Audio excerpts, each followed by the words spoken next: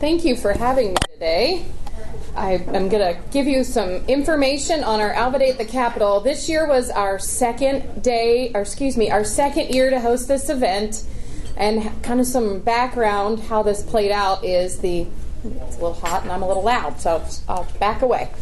Our board of directors has looked at, throughout the last couple years, the events that we put on and the impact that we have. We do, as you guys know, put on a legislative breakfast every year, depending on the schedule of our legislators. This year we're going to put on 3, but we knew that we needed to highlight Alva at the Capitol and bring Alva back and showcase what we have going on. Of course, it's an exciting time in the history of Alva, and it was time to let our legislators know that, and also let them know of the things that we needed help with. For example, the Department of Corrections and pay raises. No pay raises in 7 years. It's time to let them know what we need help with. And so our board got together and created this event last year. Last year we had a reception, and then we had a breakfast at the Capitol. This year's venue, we had a reception on Monday night, and then on Tuesday morning we had a legislative breakfast at the Faculty House. So we changed our venue up a little bit. Lots of things affect your event when you have it with legislators.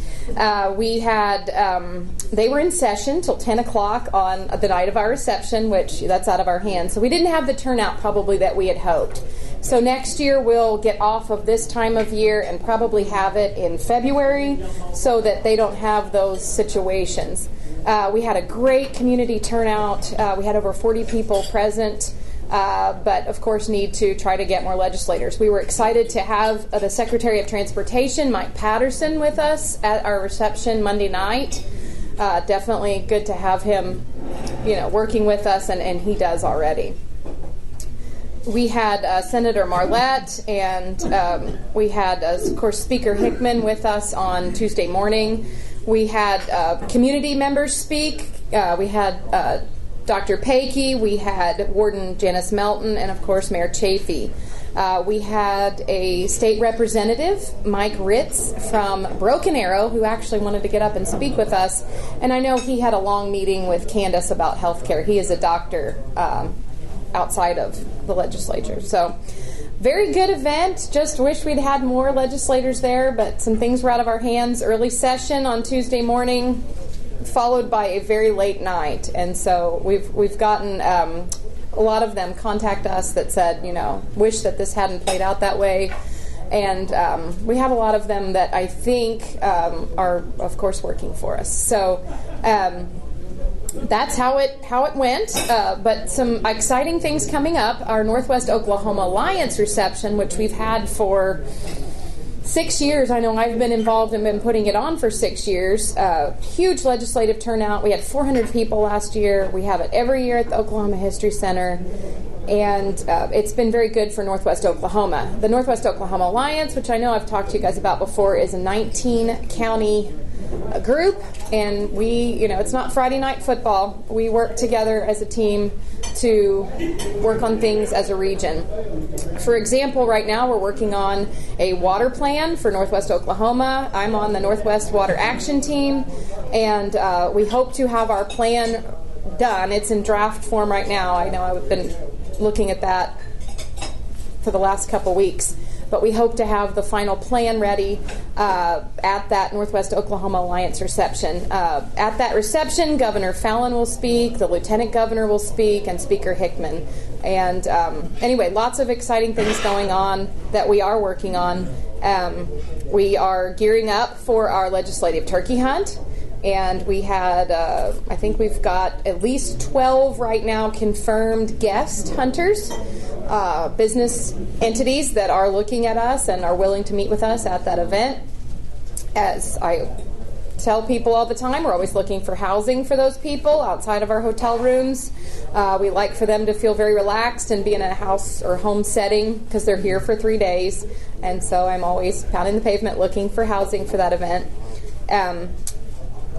This is a legislative time of year. We'll again have Speaker Hickman and Senator Marlette at our legislative breakfast on April 17th, which is in conjunction with our community coffee. If you guys have never been, you do not have to be a chamber member to attend. We had almost 100 people at our last event at Graceful Arts. This April meeting we'll have at Northwestern, and we'd love to have you guys there. Those of you who've been there, bring a friend. And anyway, that's kind of an update for us. Is the motel or hotel space problem being relieved any with the slowdown? Well, you'd think that would happen, but exciting for Alva, BNSF is double tracking, and they have a gang, as they call it, about 30 workers, and they're in the Comfort Inn. And so,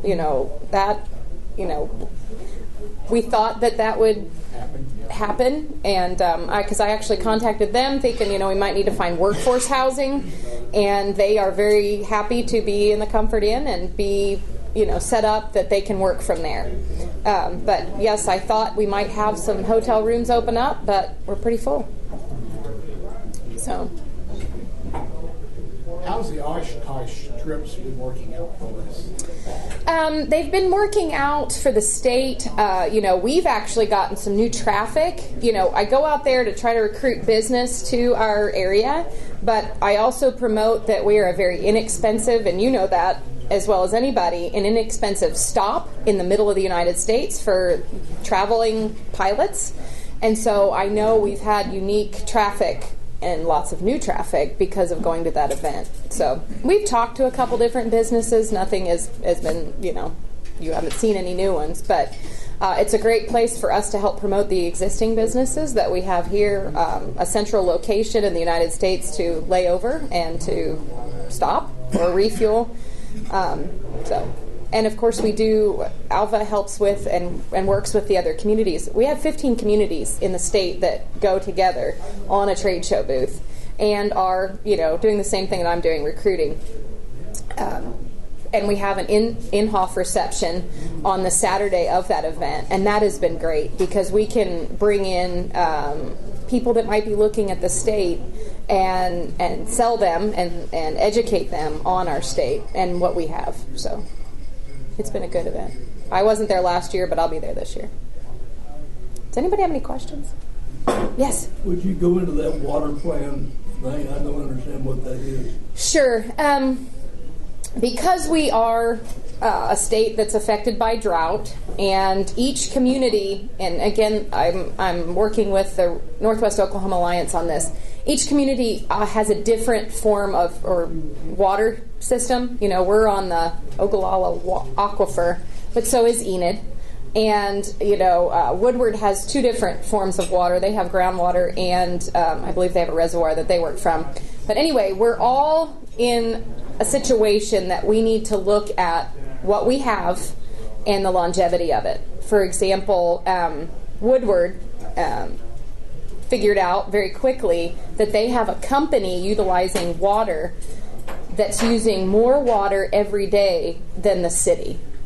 And so by working as a group and learning about each other, Enid is working with Coke to recycle or reuse their water to take them off of the city water supply. So that reuse will alleviate use of water. And so now Coke and the company that Woodward has that's using so much water, they're going to be able to get together and figure out, hey, this is going to work for us. Could this work for you? And so it's a regional approach. A community like Fairview has a high nitrate level. And so they came to the group and said, can you help us? What can we do for the small communities that have such high nitrate level to the point where, they're not going to be able to use the water? Can we come up with workshops or bring in people who deal with this to help us out? Alva, as you guys know and you've read about it in the paper, we're looking at an automated meter reading system. So we're looking at conservation practices. How can we, Alva at this point does not restrict water use, but if we got into the drought situation that we needed to, we need to look at that. So as a region, we're looking at the water that we have, and we're looking at conservation, reuse, and if you look at the Oklahoma water plan, for 2016 of where we are, or I guess the amount of use that they predicted, Northwest Oklahoma is already exceeding the 2016 level now, because all of us are being affected by oil and gas and other industry. And so we need to be educated and be aware that we're already using more now than we're supposed to be using in 2016. So what can we do to, we're not like southern Oklahoma where they're recycling water that, and I'm not going to get into that process, but, they're using water that we wouldn't necessarily want to be reusing and drinking. So let's not get into that situation. Let's be prepared and work to have a plan for our region. So, anybody have any questions? I was down at the barber shop the other day, and there were several wondering why you hadn't run for mayor. Oh. Well, I work for the city. Oh. So, ultimately, they'll probably be my new boss, right? So, yeah.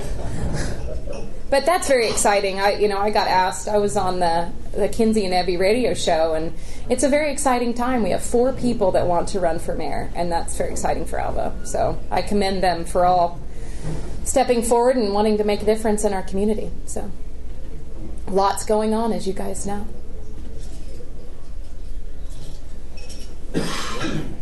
I think you guys need to get a more exciting, controversial topic to bring in the crowd next time. Thanks for coming. No, thank you guys. And please, if you guys are interested in hosting a community coffee, and we just let me know. We'd love to have you. Please come do those events. It's a place to find out what's going on in the community, and a great place for our businesses to showcase what's going on and history. You find out a lot about the businesses in our community. So. Well, thank you again. Thank you.